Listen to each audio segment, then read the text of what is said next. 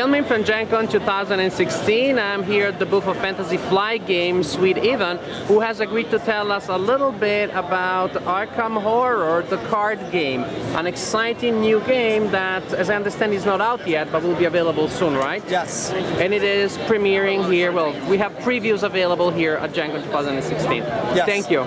Yeah, so this is Arkham Horror, the card game. It is our newest living card game that we've just announced.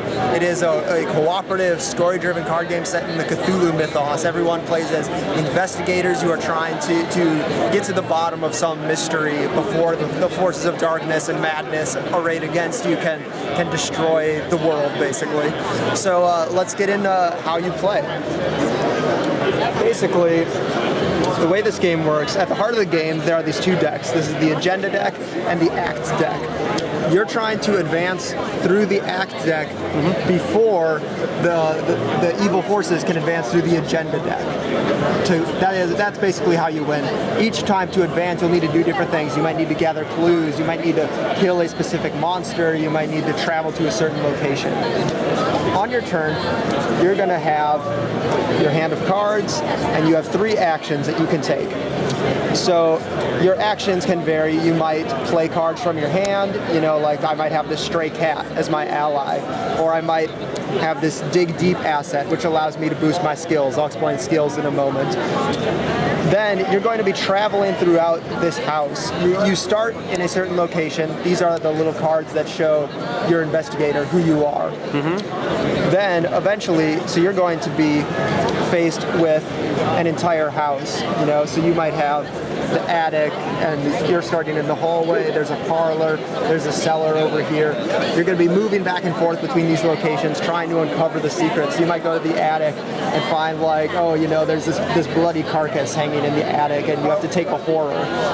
The heart of this investigation. So what are the icons at the bottom? So the icons at the bottom, so each one has a icon in the upper left-hand corner, and then one's at the bottom.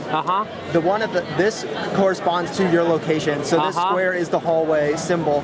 These are the places that you can travel from your location. Nice. So if you're in the hallway, you can go to the attic, to the cellar, or to the parlor.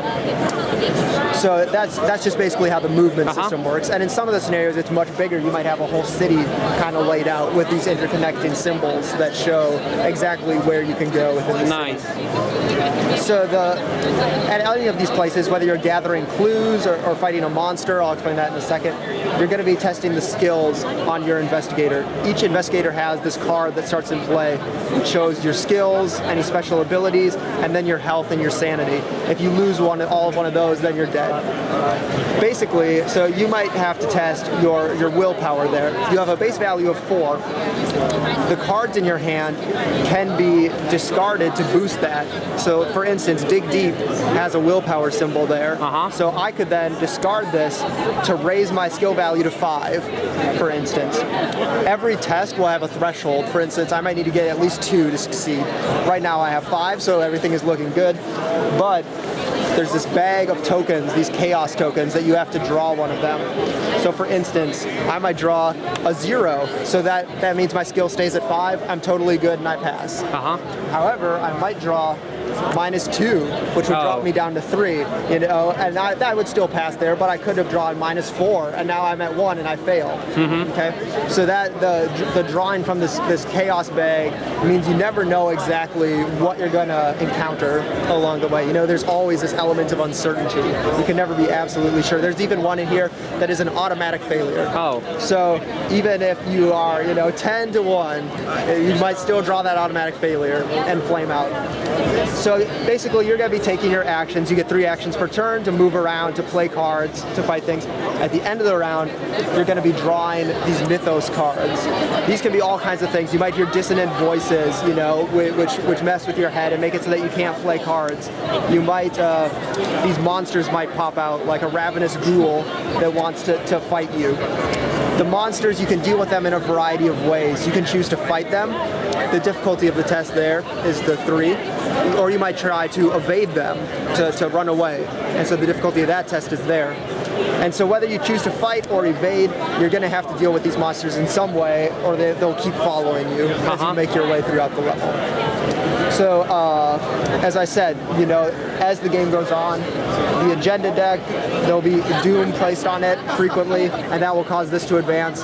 The act deck, you'll be finding clues in these locations and putting them on there to advance, or you might have to kill a monster to advance.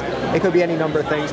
One of the coolest things about this game is that although you can play it as a series of standalone scenarios, the kind of the best way to play is in this campaign that just spans from scenario to scenario, and your actions in one scenario have consequences that stretch on past that. Nice. For instance, at the end of this first scenario, you have the choice as to whether or not you're going to burn down your house. These ghouls are popping out, you know, it's corruption is festering in your house.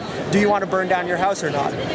Based on that choice, in the next scenario, you might have a house that you can return to and recuperate, or you might not. And those kinds of choices are extremely common in this game. You will make probably 2 or 3 per scenario, and they all have ramifications that stretch on throughout the rest of the campaign. So the narrative aspect of Arkham Horror the card game is one of my favorite parts about it, and the mechanics are extremely solid as well.